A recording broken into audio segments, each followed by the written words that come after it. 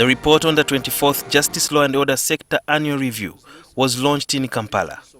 Representatives from the JLOS institutions and government partners attended the conference in Kampala that highlighted the achievements and challenges facing the sector. Despite the achievements made by the JLOS institutions, the European Union, which is one of the funders of the sector, highlighted some of the gaps and recommendations that need action. These include electoral reforms which must be effected. Government must provide an enabling environment for the protection of civil society in its monitoring and reporting of government action and inaction. Torture by JLOS institutions, which is done with impunity.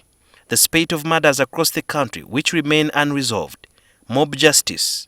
The 2016 Supreme Court recommendations have not yet been implemented, and disproportionate force by security agencies in curtailing protests, among others.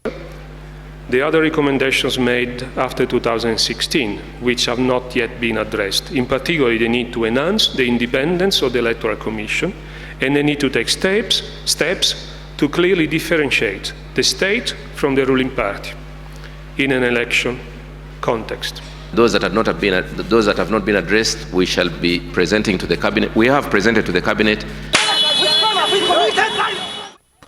The EU ambassador cited the Makerere University and journalists' protests and the Dr. Kizza Besigye procession in Chireka as some of the instances where police used disproportionate force. However, the State Minister Internal Affairs shares a different view. If the police says you are not following the law, you have no right to say you are the ones following the law. You cannot make the judgment there. If you disagree with him, you take it to the courts. So in that situation, therefore, the only way was to open part of the car, and in this case, they chose the windscreen, yes, to brake, because all the others were locked.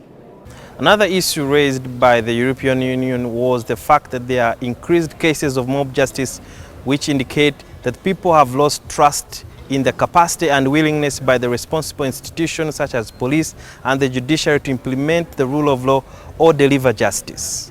It's not true, because I see that there are more cases being filed to court and there are more matters being brought to court, which shows an increased confidence in the court system. On the 48-hour rule, which is the maximum time for the suspects to be detained by police before they are produced in court, the Internal Affairs Ministry wants the law revised. Before you finish the investigation, you release the person, and before the person reaches the population where the crime was committed, they said, oh, he has connived with the police.